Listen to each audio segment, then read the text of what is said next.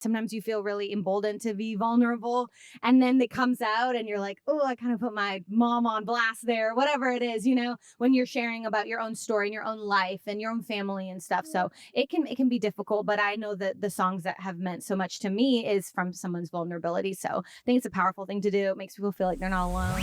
Madeline Merlo, Hello. how are you? I'm unbelievable. I'm great. You're so looking excited. great. You're looking like in a Thank proper you. festival vibe right now. Thank you. I'm so excited to be here. And all the way from Canada as well. How is it in this absolute baking oven that we call Britain these days? Well, it's definitely warm. So I'm from Canada and I live in Nashville, and Nashville is miserably hot. And so I was so excited to come here, and maybe I'd need a light jacket, and that was false. So yeah, that's definitely false. I mean, it's not usually like this, to be fair. Yeah, I've heard that. I mean, I decided to wear denim, which was just a rookie error, but I just crazy. When you're at a country festival, you gotta wear denim. But the double denim was too far for me. But listen, you are a proud Canadian. You're now in Nashville, like you say. For you, it all kind of started from an interview, or not an interview, a concert with Shania, right? Yeah. And talk to me about that. What was that realization moment for you? It was huge. It was at my first concert, and I sat, at the very back and was just, mind blown at her. And I remember my mom leaning over and saying, she's from Canada. And I was like, what? And I just remember feeling like maybe this crazy thing that I'd been dreaming about was possible for me too. And I literally have never wanted to do anything else since that moment. So here I am. So if you could tell that, how old were you when you went to that concert? 6.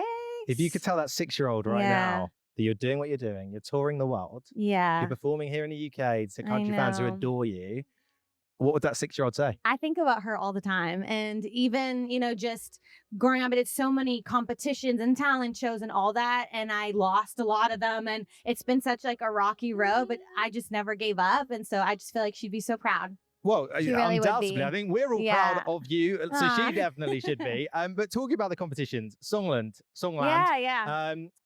I need to talk about I did win that one, but that's the only one. Fine. But it's fine that you didn't win it, because what we want to talk about, though, that you did write a song for Lady A. Yes, yeah. That is madness in itself. Yeah, totally. It was insane, and it never, from that show, had never been done before. But they took it to country radio, and went #1. So that was really my kind of entrance into Nashville, and just a total random God thing, truly. But I think that's a good thing. That's definitely fake, because I mean, like you said, it hadn't been done before. And one of the biggest bands in the world have taken something from your head. I know.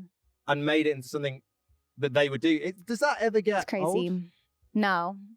No, it really doesn't. It's so cool. Even the process, I love writing songs, more than anything. And it's such a crazy thing to walk in a room and create something that wasn't there that morning, and with music and melody, and then watch like the life of the song, and then you sing it on stage, and you're like, this all started with this like weird thought that I had in my head. Creating art is it's the coolest thing in the world. And that's exactly what it is, creating art, but it's also being so open, right? You have to be so open. 100%. Was that something you ever struggled with, or was that something that you thought, do you know what? This is what I was born to do. This is what, like you say, God gave you the chance to go and do this. So was being open with everyone a hardship, or was it something that you always took on?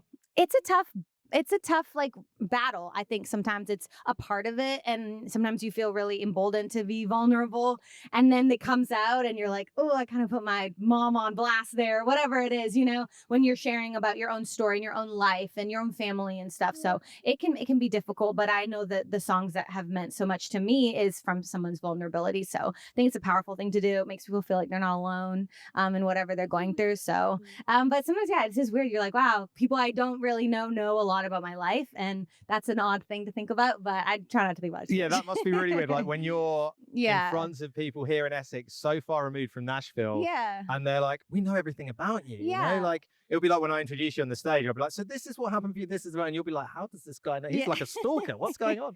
But it's all out there, like you say. I think the thing that really strikes me about country, certainly here in the UK, is how loyal the fan base are. For sure. Is that a kind of a global thing? Is that something that you notice in Nashville and Canada as well? Or is it something that shocks you about here in the UK?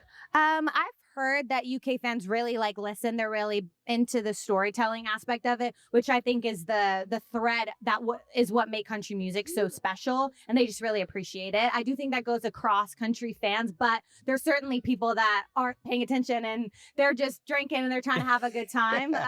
So I definitely, it's nice when people listen and are following the story as well. See, we've got the mix of that here in the UK. We're brilliant at drinking and listening. It's what we do. It's what we pride ourselves on. So tell me, what's happening with you at the moment? What's in the pipeline for you 2026? Yeah. So we've been working on new music for the last over a year. And so in the next couple months, the new stuff starts coming out. So I've been scheming, mainly just playing songs and scheming. But yeah, I'm really, really excited about the new stuff. It's going to be awesome. Is there anything you can tease us with, or are you not allowed? I'm playing one tonight. So that is now. So that's fun. Okay. Yeah.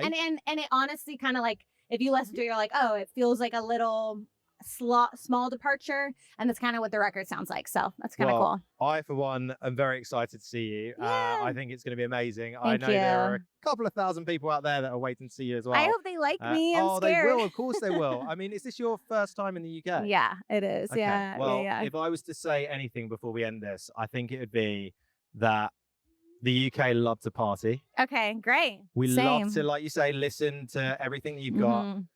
So just enjoy every minute, because I know they will be too. Thank you. I appreciate that. Thank you so much. Thank there we go.